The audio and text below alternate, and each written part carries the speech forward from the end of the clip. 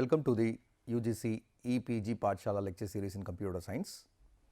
In this series of lectures, we have been looking at the subject database management system. For today's session, we will be looking at parallel databases. The learning objectives for this particular session include: initially we will try to introduce the topic of parallel databases with a comparison of a centralized database, how a centralized database has existed, and between the conversion from centralized database to distributed databases, why this parallel databases made a tremendous change. That is what we will be looking at the beginning. As a second objective, we will study in detail about the different architecture which parallel databases support, of which architecture will be suitable for various applications will be the second level of discussion. Third point, we will try to explain the structure of pipeline parallelism, and finally, we will try to explain the procedures like sort and join.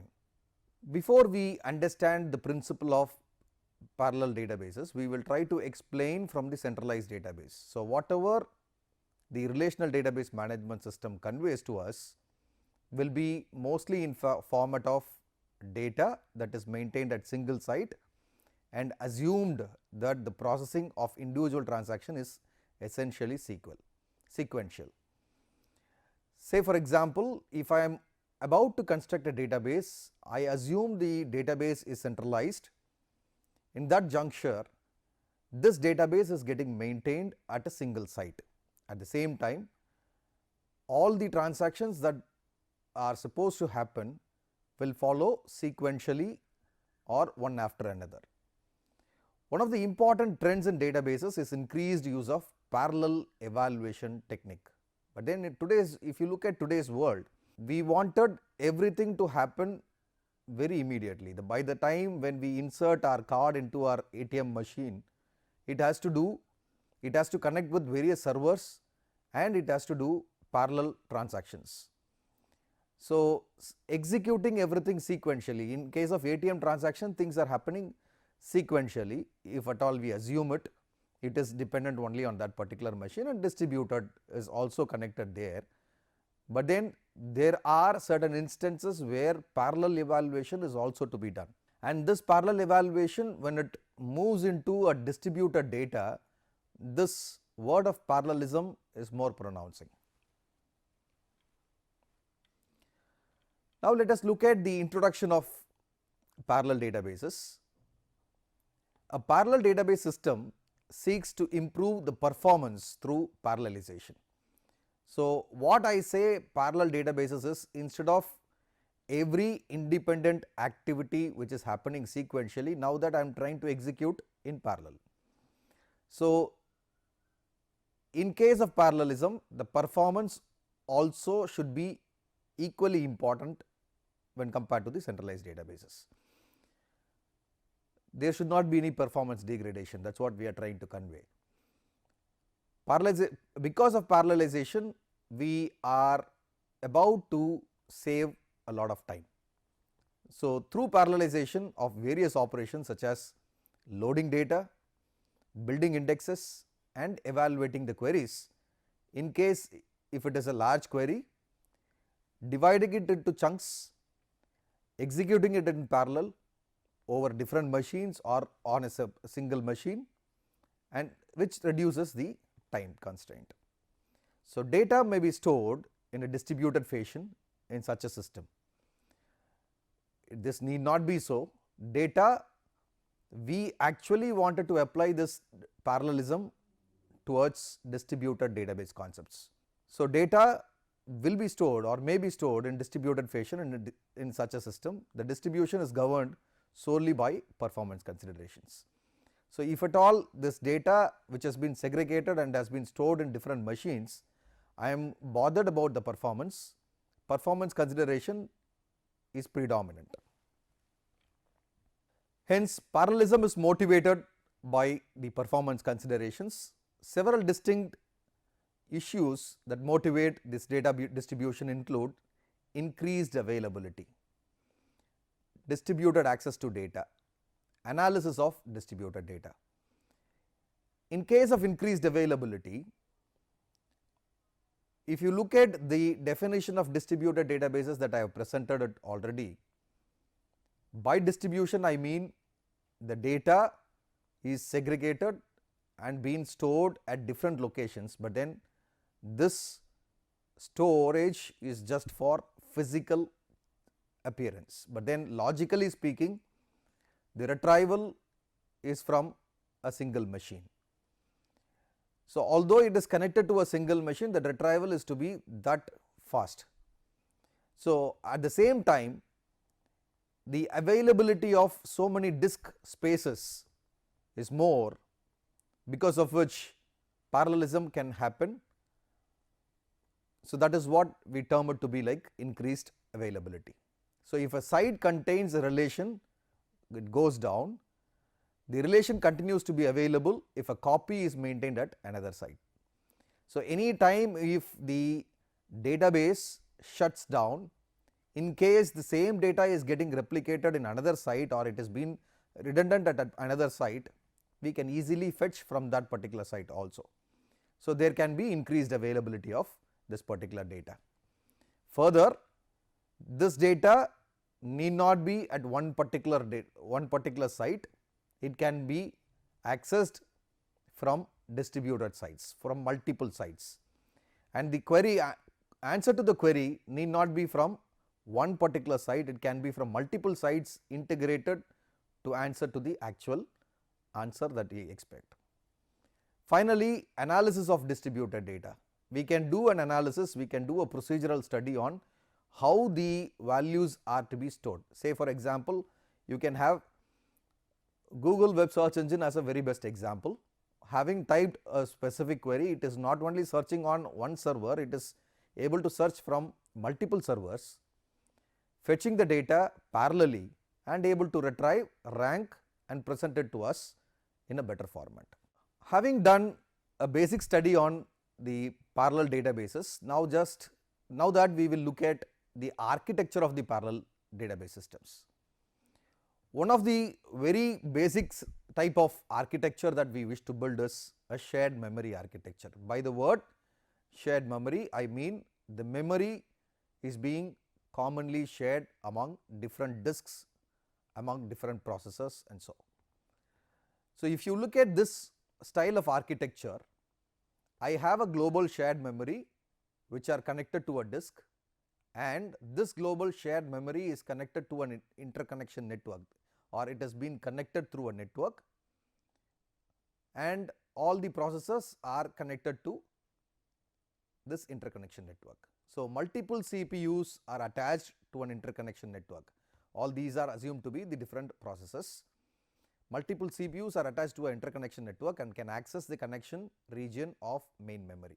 So, through this network I am trying to access from the main memory. Closer to a conventional machine, many commercial database systems have been ported to shared memory platform with relative ease. So, looking at any conventional system that we are using day to day, most of the commercial database systems uses this shared memory primarily because of the reason that it is relatively easy to use. Communication overhead is low.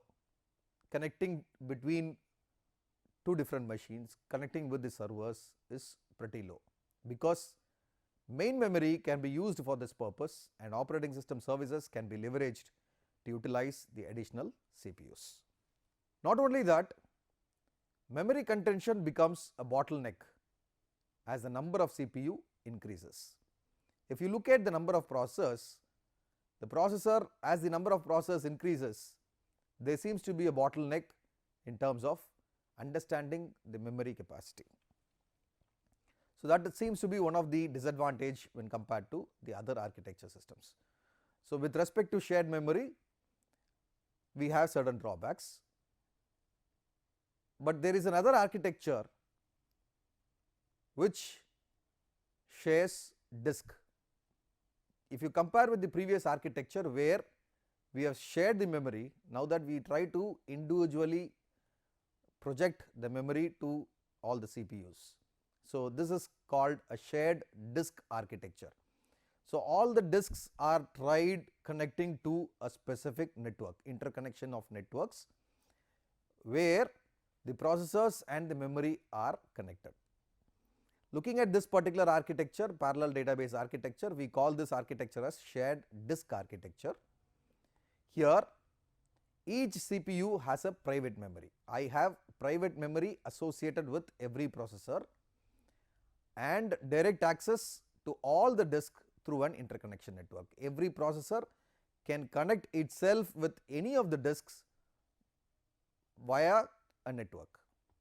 So, shared disk architecture also has the same problem as that of shared memory. So, whatever that we have seen in the shared memory architecture, the drawback still persists because we have large amount of data that are shipped through the interconnection network. We will have greater communication overhead and so on. If you compare between these two architectures, totally we have 3 different architectures for parallel databases, but what I have told you is between shared memory and shared disk.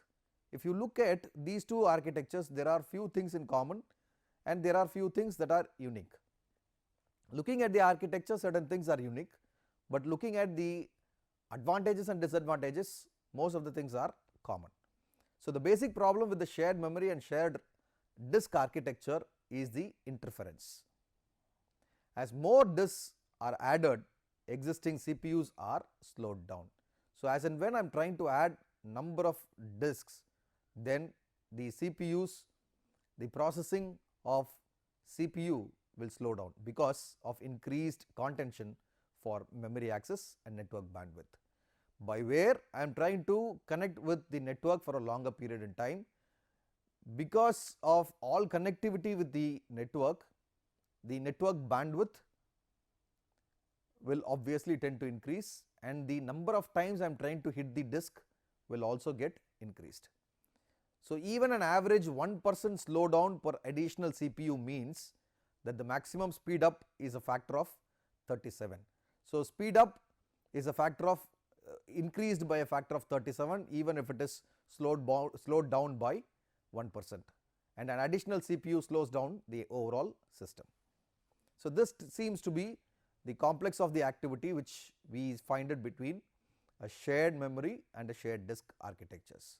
Assume we operate with a system with 1000 CPU, but this CPU will be only 4% as effective as a single CPU system.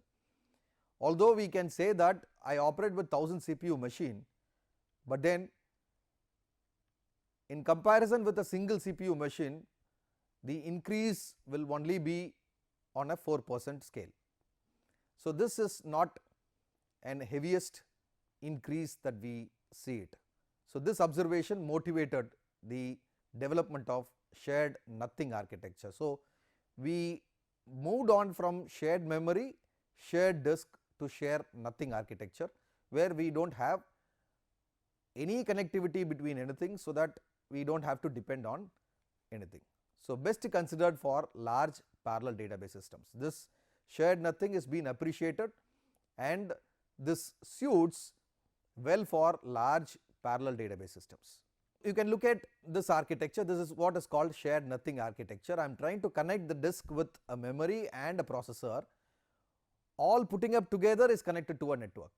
So, we have a better space when compared to the previous two things where disk has been shared, memory has been shared. Now that I do not share anything. So, each CPU has a local main memory and disk space, but no two CPUs can access the same storage area. So, the storage area is independent of the own CPU. So, in that specific case I do not connect myself with between processors, the processors are connected to a network, only then I will be able to access. So, all communication between CPUs is only through the network connection. This requires extensive reorganization of database management systems code. So, if at all I am to proceed with this type of an architecture, this in turn requires extensive reorganization structure in terms of the coding of database management system. So, this provides a linear speed up, which is supposed to be the time taken for operation decreases in proportion to the increase in number of disks and CPUs and increase in the amount of data. As the volume of data tries increasing, the time taken for retrieval, time taken for operation should automatically tend to decrease. So, that is why I have mentioned it as decreases in proportion to increase in number of disks and increase in number of data in the memory. There are two important things, evaluation techniques that sounds pretty well in terms of parallel databases. Those are scale up and speed up. Previously what we have seen is on the speed up, now we will look at scale up. With respect to parallel databases, we would expect everything to be linearly increasing. So, with the previous reference also, shared nothing architecture provides a linear speed up. Similarly, the same network or the same architecture, shared nothing architecture, provides a linear scale up also. So, performance is sustained if the number of CPUs and disks are increased in proportion to the amount of data. So, you can look at the ideal situation of linear speed up, where in the y axis we have the total number of transactions per second, and on the x axis we have number of CPUs. There seems to be a linear increase in the speed. This is an ideological case, and in comparison with the number of CPUs and database size and the number of CPUs and the transactions per second, there seems to be a linear scale up, and if it deviates then it becomes sublinear scale up. So, this I have presented it in terms of scale up with database size and other transaction per second. If you look at the difference between these two, scale up, one thing that is very clear, anything that has come down below what is expected, that becomes a sublinear scale up.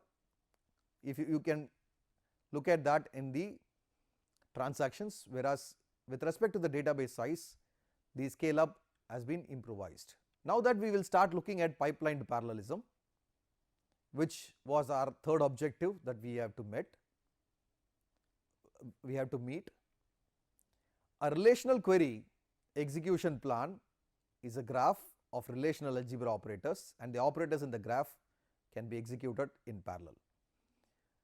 If you look at presenting every values in terms of join, union, intersection, everything has to be presented in a canonical format. So, converting this canonical format keyword I would have introduced during query optimization phase. So, we will try solving the entire query by use of a graphical representation in a relational algebra operator. So, all these operations are to be executed in parallel, that is what we are trying to convey here. If one operator consumes the output of a second operator, we have pipelined parallelism. I repeat, if one operator consumes the output of the second operator. So, if I have got an output, but this has consumed the operation that has been performed during the first operator, then it is called pipelined parallelism. If not, two operators can proceed exceptionally independent. So, if that has not happened, then we can do all these, or rather these two things can happen independently and it can be an exception. So, pipelined parallelism is limited by the presence of operators. Now, it is a time to look at the data partition, where we will study about the sort and join operators. So, we can evaluate each individual operator in a query plan in a parallel fashion. The key to evaluating an operator in parallel is to partition the input data. We then can work on each partition in parallel and combine the results. That is what I have been saying. Although we have multiple operators during the phase of execution, we have to individually work on every operator, or we can work on these operators parallelly. We can integrate it together so as to fetch the result. So, this approach is called data partitioned parallel evaluation. Like as we do a modularization concept, we will try dividing the entire work into small fragments. We call each fragment as module. We execute each and every fragment, we try to integrate it. So, that is what we do during software development. Likewise, during the phase of database management, in case if you are about to work on a data partition, we divide each of the operator and execute all the operators in parallel by partitioning the input data. Then we can work on each and every input data, combine it together to fetch the result. Partitioning a large data set horizontally across several disks enable us to exploit the input output bandwidth of the disk by reading and writing them in parallel. We can assign tuples to process in a round robin fashion. We can use hashing. Three modes by where we can assign the tuples to the process. One is on the round robin fashion, where I have a sequential flow. Once it is done, I might consider it on a round robin work, or otherwise I can use buckets, which is familiarly called hashing techniques, or we can assign tuples to process by ranges of field values. Assume if there are n processes, the ith tuple is assigned to the processor I mod n in the round robin partitioning.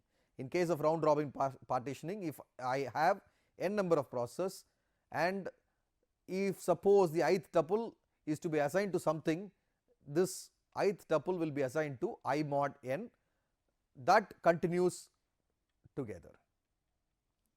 Whereas in case of hash partitioning, a hash function will be generated and this will be applied to a tuple to determine to which processor I have to send for its further processing. And for the third instance in the data partitioning, I have range partitioning, where the tuples are sorted conceptually and we generate n ranges. We generate n ranges for sort key values, so that each range contains roughly the same number of tuples.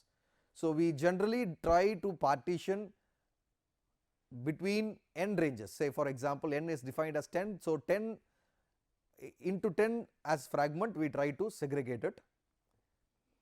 Then we try to sort all the key values, so that each range contains roughly the same number of tuples. So, tuples in range I are assigned to processor I. So, that is how we differentiate ourselves between all the three different approaches. First approach we called it to be a round robin approach. The second one is the hash function approach. The third one is the range partitioning approach. If you look at the suitability of all the three data partitioning techniques, round robin partitioning is suitable for efficiently evaluating queries that access the entire relation. If only a subset of tuples, that is for example, if those that satisfy the selection condition of age equal to 20 is required, hash partitioning and range partitioning are better than round partitioning. So, if there is a constraint where I have a condition is equal to 20, then hash partitioning and range partitioning are better than round robin fashion. Whereas, if I give a range as age less than 15, age should be between 15 and 25, then range partitioning sounds superior. So, if at all we are to define a specific partitioning technique, it depends entirely on the application that we choose. So, I have highlighted here only one example. Likewise, you can generate your own set of examples. By means of range partitioning, we can lead to data skew. So, that is partition that with widely varying numbers of tuples across partitions or disks. Because of the nature of skews, there can be causes processes dealing with large partitions to become performance bottleneck. Because of such a skew in appearance, there can be different bottlenecks in terms of performance. So, hash partitioning has the additional virtue that it keeps data evenly distributed even if the data grows and shrinks over time. So, when you look at all these three techniques, round robin partitioning had some drawbacks. Range partitioning may not work as it has got lot of skewness in it, whereas hash partitioning, whenever it is a database, whenever we are trying to index, whenever we are trying to doing hashing, hashing is always seeming to be the best suited process. So, hashing has an additional virtue that it keeps data evenly distributed even if the data grows and shrinks over time. So, whether the data tries to improvise or data tries to enhance or tries to shrink, hash partitioning works better in comparison with the other two partitioning techniques. As a summary for this particular session, we initially started with mentioning parallel database systems. So, why from the conventional systems we wanted to shift to parallel database systems was the initial introduction that we have provided. Further, we have started looking at the different architectures of parallel database systems like shared memory, shared disk and shared nothing architecture, where shared memory and shared disk had their own drawbacks, whereas in case of shared nothing, since nothing has been shared, it is all connected to the interconnection of networks, that found it to be very easy for multiple applications. Not only that, we have started looking at the different data partitioning techniques like round robin partitioning, hash partitioning and range partitioning. Thank you.